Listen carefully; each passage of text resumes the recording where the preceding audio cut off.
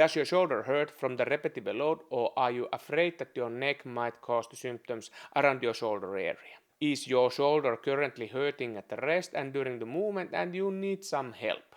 Do you want easy stretching and treatment instructions for your issue? Or do you want to rule out, is the neck bad guy in the background?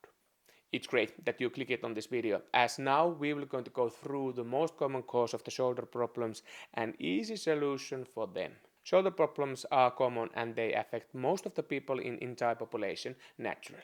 But this doesn't mean that they cannot be easily solved. The main cause of the shoulder problems is the rotator cuff tendinopathy. And what is that? Well, the rotator cuff consists several muscles and the tendons refers to tendon. Pathia means decreased function or reduced load tolerance.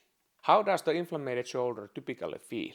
Well, if there is inflammation present, then you may feel this dull, throbbing pain around the shoulder, which is partly relieved by using anti-inflammatory medication. The challenge with the inflammation is that if the area's metabolism doesn't improve, the throbbing usually just intensifies. For this reason, it's recommended to keep inflamed structures moving slightly so that the oxygenated blood and nutrients can reach the tissue to help the situation. However, the most inflammation calms down within a short time, but if the situation persists, then you might be dealing with another pain mechanism, and in that point it's advisable to consult a doctor about the shoulder pain. If you also have an injury or accident in the background, visit to the doctor is probably appropriate, as the medical records need to be updated.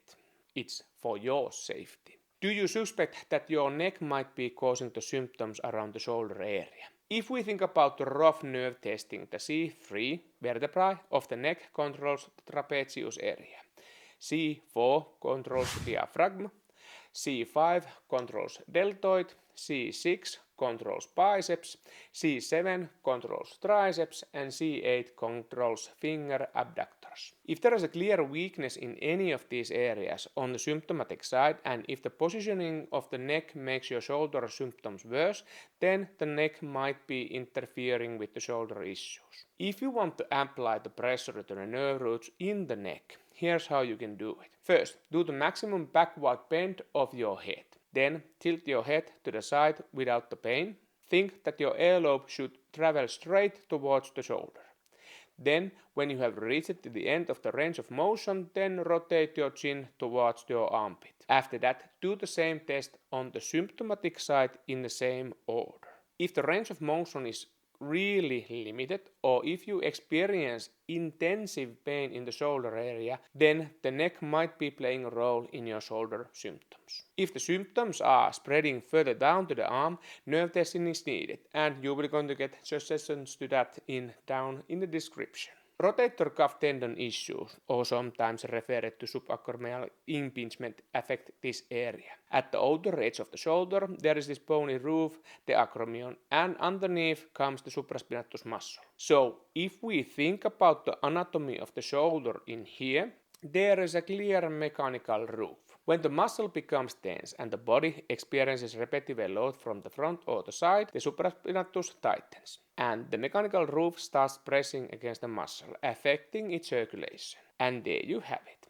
The result is the pain on the outer side of the shoulder, especially when lifting your arm or carrying heavy items. Limited range of motion. For example, pain intensifies when the arm is raised between the 70 to 120 degrees. Resting pain, the shoulder may hurt even at rest. I had a visit from this handsome 25-year-old man who in this clip is lifting his arm from the front and the side. There is a clear range of motion limitation at the end of the motion, and the pain also occurs. Because he's a tough guy, you don't see the pain from his facial expression. But he told me that. When I tested the structures with my fingers, there was noticeable tenderness in the outer edge of the shoulder, which I gently massaged. Other tests were quite calm, so I suspected that there was muscle-related issue behind the pain. After the treatment, his movement looked like this. And there was clicking sound in the shoulder, but no pain. And his range of motion was really good. If you want to get easy tips for your musculoskeletal issues, then subscribe to the channel would be appreciated. Thank you very much for that. This treatment should be definitely to be tried in the outer structures of the shoulder. So find the bony roof, its back angle at the 90-degree angle, and the front edge where the collarbone starts moving and attaches to our breastbone. You should be able to easily reach underneath this roof with the ball and gently massage the area for a short while, keeping your face neutral.